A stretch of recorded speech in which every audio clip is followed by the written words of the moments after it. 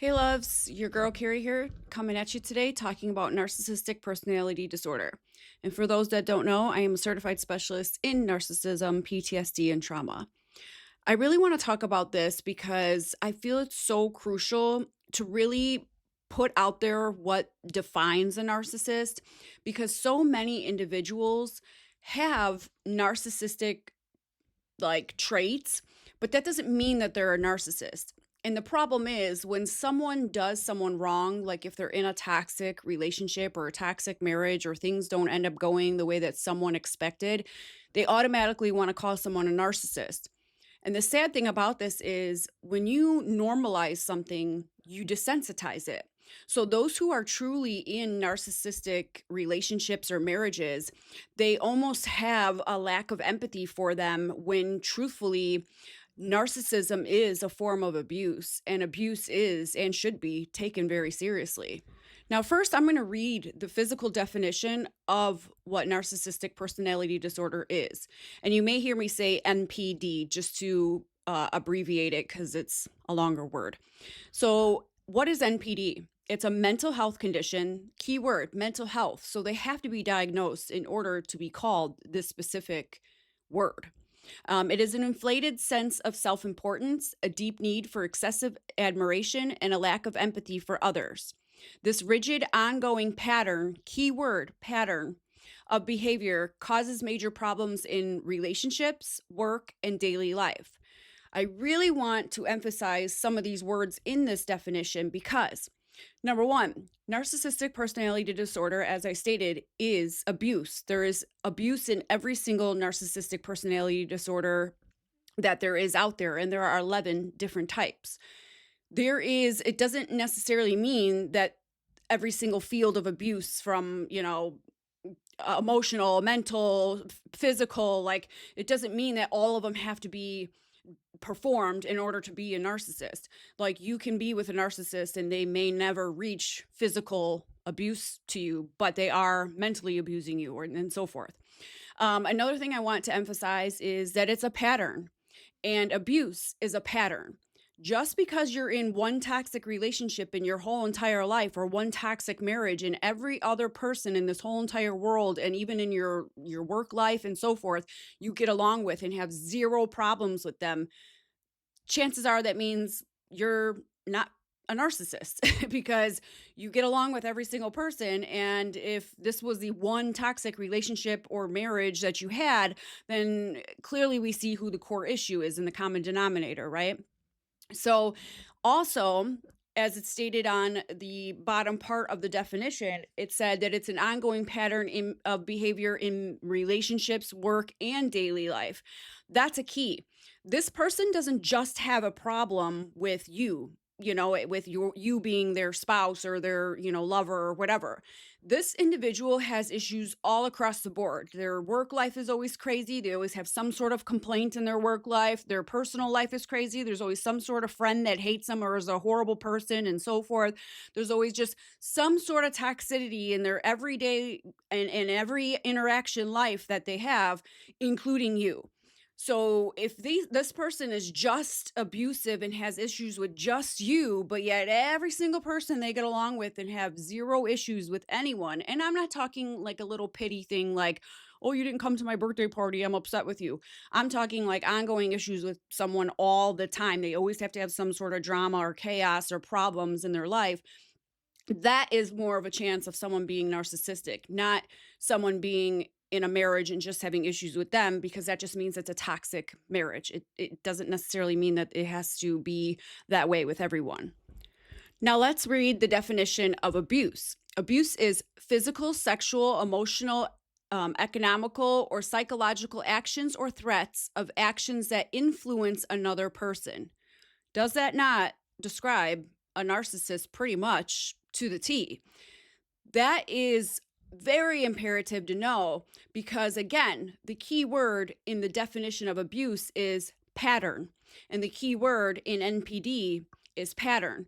This is not someone that just was pushed over the edge. You had an altercation or incident with this person one time. This is a continuous thing that is someone's personality. That's the whole point of the word, narcissistic personality disorder. So it's part of who they are. And that brings me to a question that I get asked so many times is, how can they change? Will therapy change them? And to put it point blank, no. This is part of their personality. So asking me or asking just anyone, could therapy change their disorder, or could, eventually they grow out of it, or whatever words you want to say? That's like asking if, can I change that my hair color is brown? Sure, I can dye it. I can do different things to it. But when it grows out, and at the end of the day, I will always be a brunette. That was what I was born with. Same with if you're Spanish or, Polish or whatever, that is who you are. You can't change that. It's part of you. Now, yes, they can go to therapy and they can get help, but they will not change. What you're doing is basically giving exercises and techniques for them to help the situation. It doesn't change the situation. So that's the key. I always give this type of analogy. So we have narcissistic personality disorder.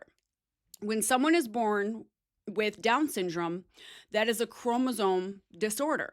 So you would never look at someone that has Down syndrome and ask them to change their facial features or ask them to not act like they have Down syndrome. But you can send someone with Down syndrome to therapy and to different classes and so forth to help them with, say, their anger issues. A lot of people that have Down syndrome, they get angry if they can't express things in certain ways, especially if they're nonverbal and so forth. So you can put them in therapy to help with those situations, but that doesn't change that they will ever become without Down syndrome and have, a different, the extra chromosome will just go away. It's the same principle with NPD. You could send them somewhere for their anger issues. You could give them medication that helps maybe, simmer down their antics, is what I say. But they will always have narcissistic personality disorder. So to stay with them and to be with them, you have to basically accept that abuse as part of who they are.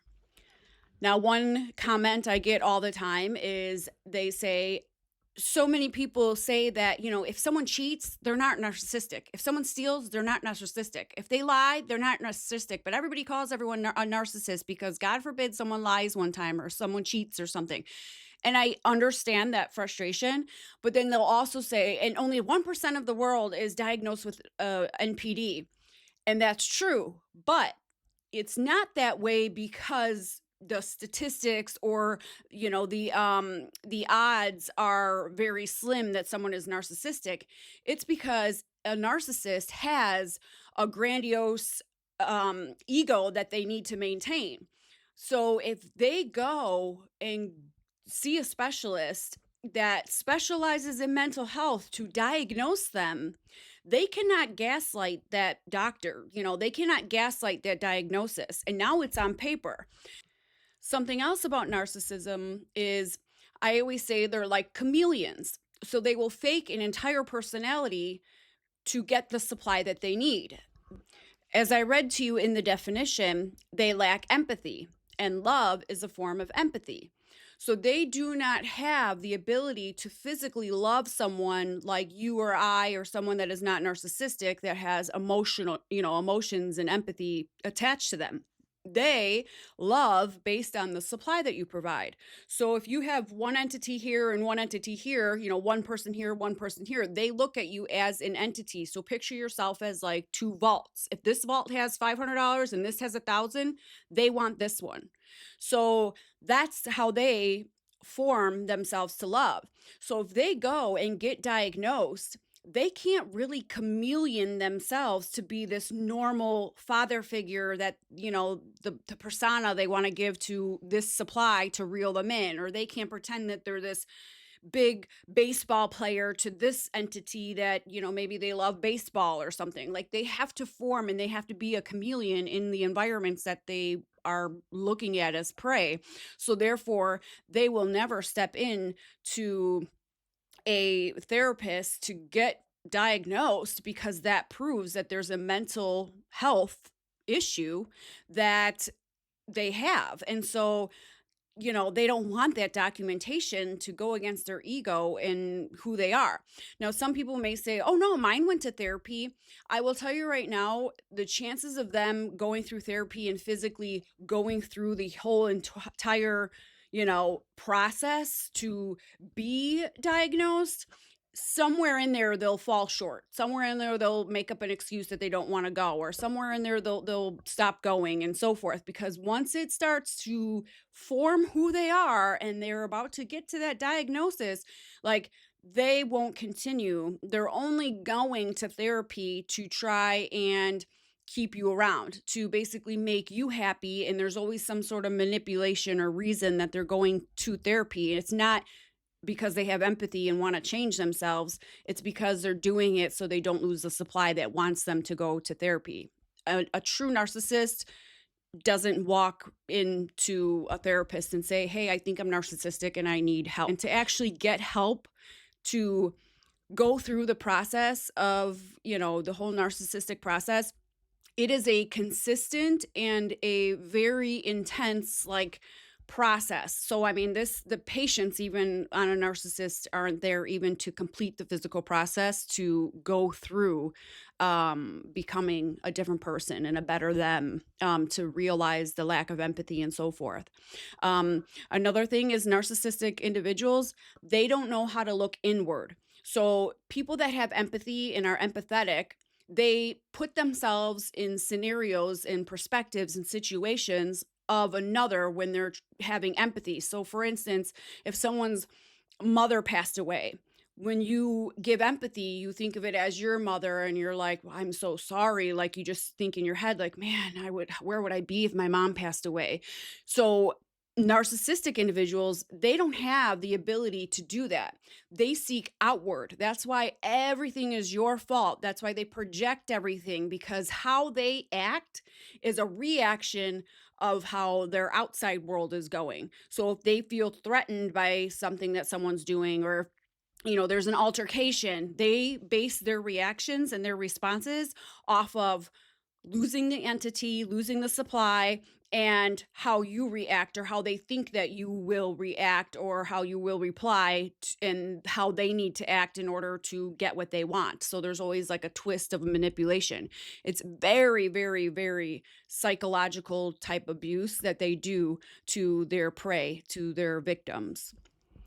If you know someone that is narcissistic, or you believe that you are in this type of marriage or relationship or union, whatever you want to call it, with this individual, I want you to know that staying with them, they do not change. There is no form of them to change.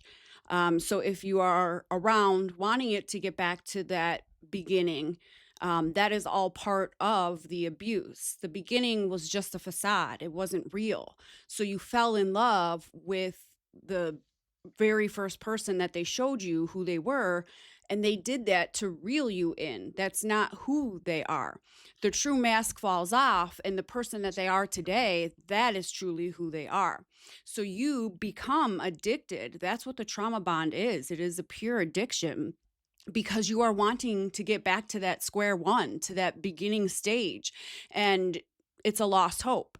Once the narcissist knows that the mask has fallen off and you have seen the true person they are, they don't go backwards. It just gets worse and worse, because what they do is, takers don't have any limits. So they will keep pushing to keep taking, to see how much they can get away with, to see how much they can take from you. And unfortunately, givers don't have limits either. They want to give because that's who they are. They're empathetic, and they give until, again, there's nothing left. But the thing is when the giver runs out of the supply, the narcissist runs out too, because there's no more supply for them to have. So they are on to the next person. And if you are someone that is going to fight to keep them around and think that if you just keep giving and giving and giving, they will then do a smear campaign, and they will then ignite the abuse to push you away, to discard you, so that they can move on and can go forward with the new supply that is providing them a new entity. And now I just took my robe off because as I explained to individuals that I help in this, I am a survivor of narcissistic personality disorder. And when I talk to individuals, I wear many different hats. So right now, I'm putting on my survivor hat and I'm putting on my personal talking to you on a one to one, friend to friend level. This is not on a professional level. This is not on a educational, medical, anything like that level. This is on a one to one informational survivor level. And what I want to tell you right now is that I truly believe in my heart and soul that these individuals are a demonic sort of entity, an evil entity, because someone of God is someone of love. God is love. And many people, I've seen it myself, survivors have said that they see the black eyes when they do their, again, as I call antics. And I've seen those black eyes, and any normal person doesn't have black eyes. I lost my aunt to a malignant narcissist, and I lost my high school friend to a malignant narcissist. Both of these individuals went to bed and built lives with these malignant narcissists and made them their husbands.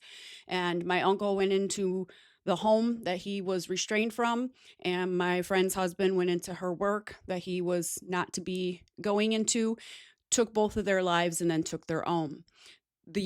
My aunt passed away at the beginning of my narcissist, and my friend passed away at the end of my narcissist. I had my trial date with my narcissist in December, and I lost my friend in February, and I lost my aunt in February years prior. And so both of them I lost in the month of love, which I feel is just so ironic. But why I'm sharing all of this with you on a emotional, personal, and again, as I said, survival way is because I want you to know right now, if you are in a narcissistic relationship, marriage, whatever, union, whatever you want to call it, please, for the love of God, get away. And you have to do so when you're safe. You can't, if you go to a domestic violence shelter, they will tell you, do not leave your abuser until you feel that it is safe to do so, because you know your abuser best. And when my aunt went to get away and my high school friend went to get away, that is when their lives were taken. So I want you to truly know, please set up a safety avenue if you are thinking of getting away. Please make sure that you are safe, not just on a mental level, but on a physical safety level, because they will come. Order of protection is just a piece of paper. They don't care. The rules don't apply to them. And you should know that, just living on eggshells throughout your life with this individual. You have to make sure that you are safe. And I know you love them, and I know you think that they wouldn't hurt you, but I thought the same thing too. And so did my aunt, and so did my friend. And they're not here to share their story, but I am. And I will scream it to the rooftops that anyone who is in this life, you deserve so much better. You are so incredibly loved. And the only reason you feel that you need to stay with this person is because they manipulated you. And being in the trauma bond, it is a addiction.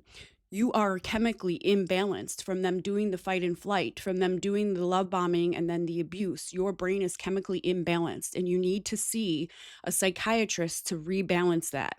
You will have to go on medication. I had to be put on antidepressants. I actually had to be put on Adderall to make me super like high, and then make me and then bring me down, like to crash me basically in that trauma bond. I had to be mechanically brought out of the trauma bond to get out of it. And I will say, you will lose everything because you gave this person everything. But freedom will cost you everything that isn't real. And living in a life with someone of a narcissist, your life is not real. It is faked, and it is put on the persona of them, what benefits them. And you deserve better. And if you are watching this, listening to me, however you are listening to me today, if it's on Spotify, it'll be on a listening thing. You won't be able to see me. But I want you to know that starting fresh, going to rock bottom, losing it all is not the prize. The prize is keeping your soul. And this person will take every single thing from you, because they want your soul. That's what makes them survive. And that's why I feel that it is some sort of dark entity that these people are, because nothing will be good enough until they take your soul. And whether they are going to take it, some individuals who are trying to escape, the victims end up taking their own soul because they just can't deal with the abuse anymore. But the prize is your soul. As long as you have yourself and your children, you won. And God will provide tenfold. I promise you that. He will bring you back on your feet. But you have to prove that you are surrendering to love and you're no longer bowing to the evilness that is trying to take your soul. I trust you that you could do this, and I have faith in you. And I want you to know that you are so incredibly loved, and you have so many survivors out here that have done it. And if we could do it, you could do it too. I'm here for anyone that wants to ask me questions, for anyone that, needs advice. Everyone is different. Every narcissistic, interaction is different. So I can't save you. I can't be the person you truly have to save yourself, but I can give you advice. I could give you things that worked for me. Again, your situation, you are the only one that knows it best. And I truly hope that you choose yourself and lose it all. Let it all burn to the ground. Lose it all, but don't lose yourself. You're worth so much more. Sending everyone so much love, and talk soon.